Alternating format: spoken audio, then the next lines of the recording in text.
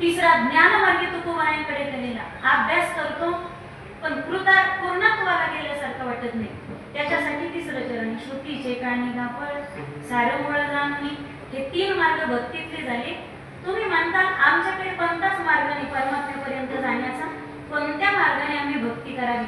ज्यांच्याकडे भक्तीची कोणतीच वाट नाही त्याच्यासाठी 4थं चरण, ज्यांच्याकडे सगळ्या वाटा बंद झाल्या त्याच्यासाठी तुकोबारायांनी 4थ्या चरणात वाट मोकळी करून दिली. तुका म्हणी पुढे नाही, पुढे काही वाट नाही यावरे, विश्वांबरा शरणागत भूत जात बंधोनी.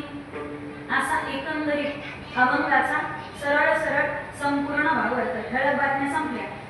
आता घरी जाऊन दार लावून कूलर लावून गोधडे घेऊन झोपले तरी हरकत नसावी. माझं काम संपले.